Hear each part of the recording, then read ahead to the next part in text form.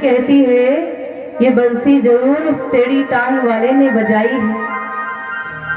भाव आया, आग लगे उन बासन में,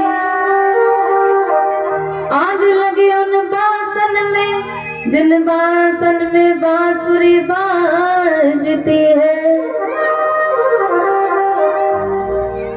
और गोपी का भाव क्या है? घनश्याम तेरी बंसी पागल कर जाती है, घनश्याम तेरी बंसी पागल कर जाती है, घनश्याम तेरी बंसी पागल कर जाती है, श्याम तेरी बंसी पागल कर जाती है,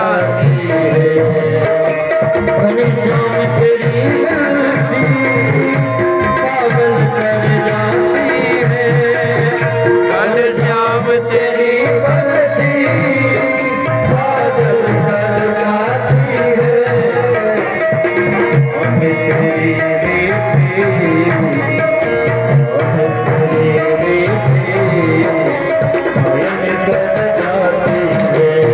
बंसी पागल कर जाती है, घनश्याम तेरी बंसी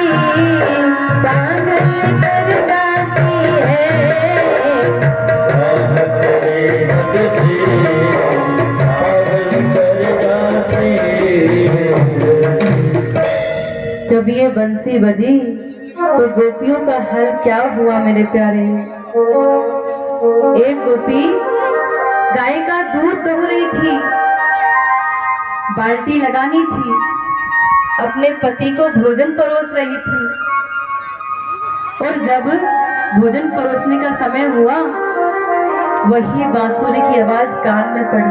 इसकी ब्राइटनेस कम क्यों हो और जाती है? जब कान में पड़ी तो दूध की बाल्टी पति के आगे धर दी और खाने का जो भोजन था वो थाली अपने गौ माता के सामने रख दी और भागी है। एक गोपी अपने पति के चरण दबा रही थी। जब चरण दबा रही थी तो यही बंसी कान में पड़ी। कान में पड़ी तो पति के चरण दबाते दबाते अपने चरण दबाने लगी। पतिदेव ने कहा, देवी लगता है मुझसे ज्यादा तुम थकी हुई हो, क्या कर रही हो? बोले मुझसे मत पूछो, ये बंसी से पूछो, सब इसी के कारण हो रहा है। गोपियां कुछ ऐसी थी जो 16 श्रृंगार कर रही थी। जब 16 श्रृंगार माताएं करती है ना, किसी को संसार में दिखाने के लिए या अपने पतिदेव को दिखाने के लिए, तो सोचती है कि कहीं कोई गलती ना हो जाए, इतना सुंदर सजूं कि मेरे अलावा किसी पर नजर ना जाए। पर जब गोपियों ने श्रृंगार किया तो अपने सावरिया के पास जाने के लिए बंसी ऐसी बजी कि आंखों का काजल होठों पर लगा लिया और होठों की लाली आंखों में। संसार की कोई स्त्री ऐसा कर सकती है क्या? अपनी सुध बुध गोपियां भूल गई। एक गोपी ने चूल्हे पर दूध चढ़ाया हुआ था, उसे उफनता हुआ छोड़कर भागी है। कुछ गोपियां वस्त्र धारण कर रही थी, सारे वस्त्र उल्टे पुल्टे जैसे थे पहनकर भागी है।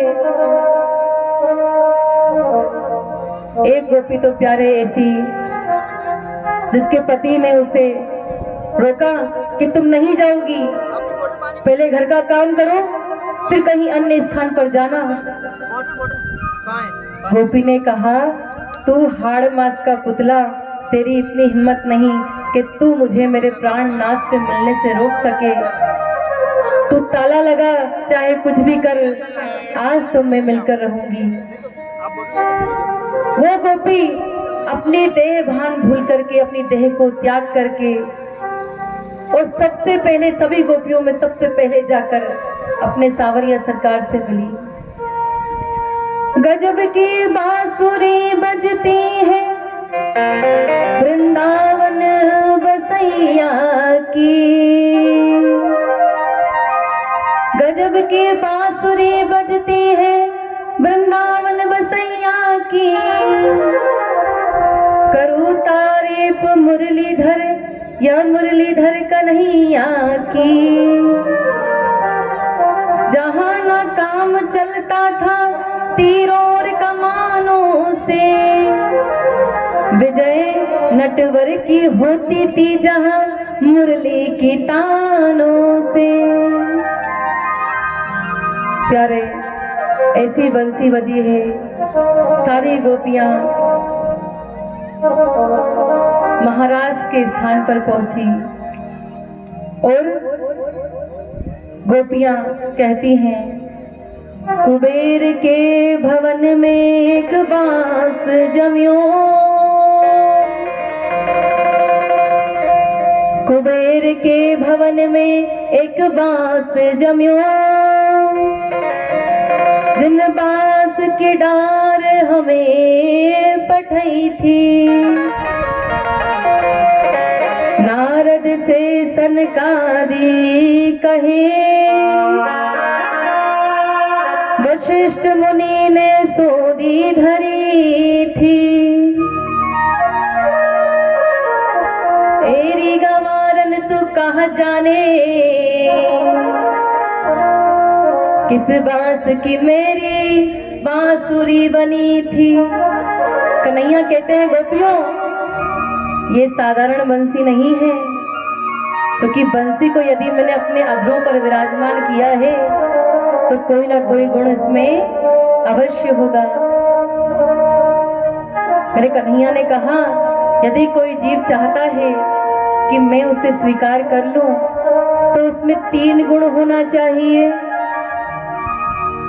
भगवान ने बंसी को स्वीकारा है, क्यों? क्योंकि प्यारे, जब बंसी बोलती है ना तो मीठा बोलती है। कैसा बोलती है? कैसा बोलती है? और हम प्रभु की भक्ति तो करते हैं पर मीठा बोलना छोड़ दिया है, इसलिए प्रभु स्वीकार नहीं करते। दूसरा गुण क्या है? ये तभी बजती है जब कन्हैया इसे बजाते हैं और हम बिन बात के बजा करते हैं। तीसरा गुण है, इसमें कोई गांठ नहीं होती। यदि आप चाहते हैं कि भगवान हमें भी स्वीकार करें, जिस प्रकार बंसी को किया है, गोपियों को किया है, तो प्यारे, ऐसी कोई बुराई अपने अंदर मत रखना कि आप प्रभु के सामने जिसे कह ना पाएं। प्रभु ने देखा कि गोपियां रास मंडल में आई हुई हैं। प्रभु कहते हैं, स्वागतम वो महाभागा प्रियम किम कर्माणि वा ब्रजस्या नामयं कश्चिद भूतागमन कारणम। कहाँ गोपियों, आप आई हो, आपका स्वागत है। हम किसी के घर जाएं और वो बड़ा प्रेम से हमारा स्वागत करे, हमको बिठाए और पूछे कि आप आए, अच्छा लगा, पर बताओ आए क्यों हो? आने का कोई कारण है क्या? कैसा लगेगा? जिनसे मिलने के लिए हम तड़प रहे हो वो हमें देखकर पूछे कि क्यों आए हो, तो कैसा लगेगा? हमारे ठाकुर जी गोपियों का स्वागत कर रहे हैं। देवियों, आपका स्वागत है, पर ये बताओ आई क्यों हो? गोपियां सोचती हैं, बड़ा अच्छा लिया है। पहले तो बंशी बजाता है, बंशी बजाकर दीवाना बनाता है और दीवाना बनाकर हमें बुलाता है और फिर पूछता है क्यों आई हो? पर गोपियों ने जवाब नहीं दिया। और ठाकुर जी जब परीक्षा लेते हैं तो हर तरीके से आपको ठोकते हैं, कहीं कोई कमी तो नहीं है। भगवान कहते हैं गोपियों यहाँ क्यों आई हो? क्या ये रात्रि देखने के लिए आई हो? अगर रात्रि देखने आई हो तो देख ली होगी। अब एक काम करो, घर जाओ। क्यों? क्योंकि स्त्रियों को रात्रि के समय बाहर नहीं निकलना चाहिए। और तुम तो घने जंगल में आई हो, अगर थोड़ी देर में यहाँ से नहीं गई ना तो नाश्ता बन जाओगी और घर पहुंच नहीं पाओगी। गोपियां कहती है नहीं नहीं स्वामी, ऐसी रात्रियां तो बहुत देखी हैं हमने, हम रात्रि देखने नहीं आई हैं। अच्छा, तो क्या अपने पतियों से झगड़ा करके आई हो?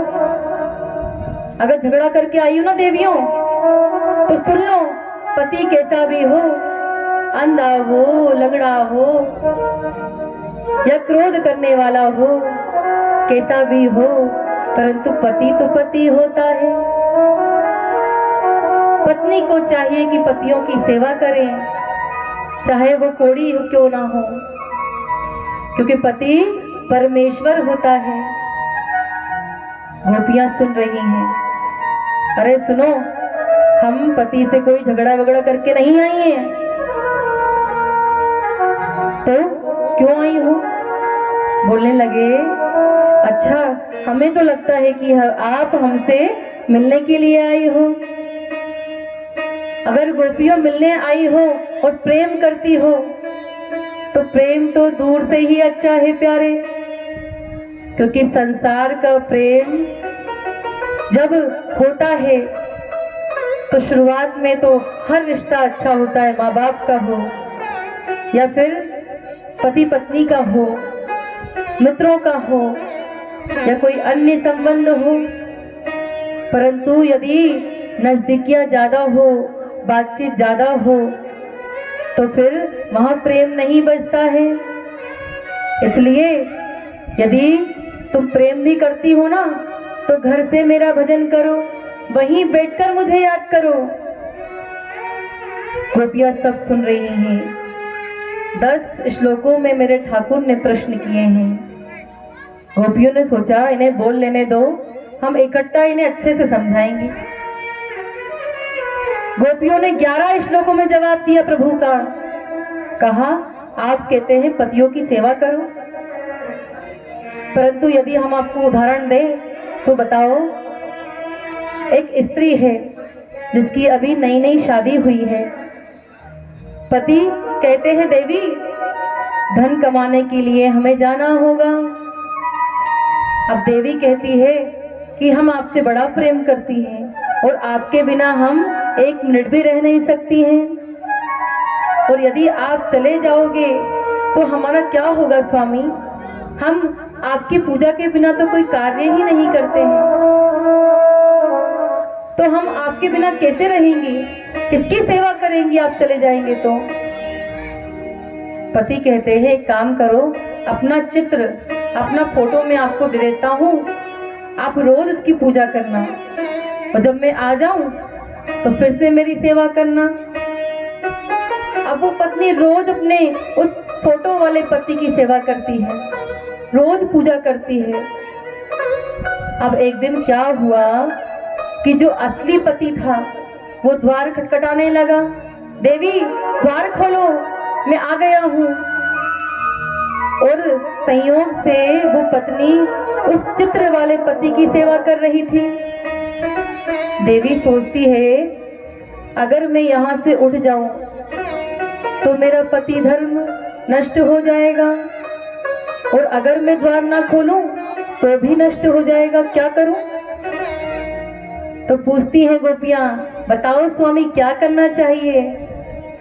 तो कहा ये भी कोई पूछने की बात है, उस चित्र की सेवा तो तब तक करनी थी जब तक उसका असली पति ना आ जाए, और जब असली पति द्वार पर है तो उस सेवा को छोड़े और अब जो बची सेवा है वो अपने असली पति की करें। सारी गोपियां प्रसन्न हो गई। प्रसन्न होकर के ताली बजाने लगी। अरे गोपियों, तालियां क्यों बजा रही हो? कहा, आपने तो हमारे सवालों का जवाब दे दिया। क्या दिया? आप ही ने कहा कि जब नकली पति सामने हो और असली पति आ जाए तो नकली पति को त्याग दो। देवी समझे नहीं हो। कहा, जब तक हमने संसारिक पतियों की सेवा की और उन पतियों की सेवा के फलस्वरूप ही तो आपके दर्शन प्राप्त हुए स्वामी। अगर हम संसार के पतियों की सेवा ना करती तो आप हमें कैसे मिलते? और जब आज आप हमको मिल गए हैं तो आप कहते हैं कि फिर से नकली पति की सेवा करो। मेरे प्यारे, अब तो आपके दर्शन होने वाले हैं। ऐसे ना बिसराओ, इतने कठोर ना बनो। गोपियों ने 11 श्लोकों में ठाकुर जी के प्रश्नों का उदाहरण, ठाकुर जी के प्रश्नों के उत्तर दिए हैं। अब मेरे ठाकुर जी कहते हैं, गोपियों नाराज मत हो, हम तो परीक्षा ले रहे थे, तुम पक्की हो कि कच्ची हो? कहीं ऐसे ही नहीं आ गई हो? पर आज जान गए तुम्हारे भावों को सुन करके, तुम हमसे सच्चा प्रेम करती हो। अब ठाकुर जी महाराज के लिए महाराज के लिए तैयार हुए। अब ठाकुर जी क्या करते हैं? महाराज में उन गोपियों की सेवा कर रहे हैं। कभी किसी गोपी के चरण दबाते हैं, कभी किसी को पंखा झालते हैं। अब गोपियों को लगा ये तो वैसे ही कहते हैं कि मैं योगेश्वर हूँ, देखो हमारी सेवा कर रहे हैं। क्या हुआ? अभिमान हो गया। और मेरे प्यारे, भगवान को भक्ति में अहंकार और अभिमान दोनों प्रिय नहीं है। जो व्यक्ति अभिमान करता है, चाहे भक्ति का हो, चाहे धन का हो, तन का हो, संपत्ति का हो, मेरे भगवान को बिल्कुल प्रिय नहीं है। और जैसे ही देखा गोपियों को अभिमान हो गया, भगवान वहां से अंतर ध्यान हो गए। और जब अंतर ध्यान हो गए, गोपियां व्याकुल हो गई। अरे कन्हैया कहाँ हो? कहाँ चले गए हमें छोड़ करके? स्वामी हमसे अपराध हो गया, हमें ये नहीं करना चाहिए था। मेरे प्यारे वापस आ जाओ, हम तो बिना मोल की दासी हैं, आपके बिना नहीं रह सकती हैं। चारों ओर ढूंढ रही हैं, तुलसी से, पृथ्वी से, गोवर्धन नाथ से, सबसे भगवान का पता पूछ रही हैं। सब दूर देखा, भगवान कहीं नहीं मिले। कहते हैं गोपियों को मान हुआ था और राधा रानी को, गोपियों का अभिमान हुआ था, राधा रानी को मान हुआ था, इसलिए मेरे प्रभु अंतर ध्यान हो गए। अंतर ध्यान कहीं नहीं हुए, उन्हीं गोपियों के मध्य गोपी बन गए और चारों ओर ढूंढ रहे हैं। जब मेरे प्रभु नहीं आए तो मेरे सारे गोपियों ने उन्हें एक ही स्वर में रुदन करके पुकारा है, जिसे गोपी गीत कहते हैं। प्यारे, ये जो गोपी गीत है, इसका जो श्रवण पान करता है, जो इसका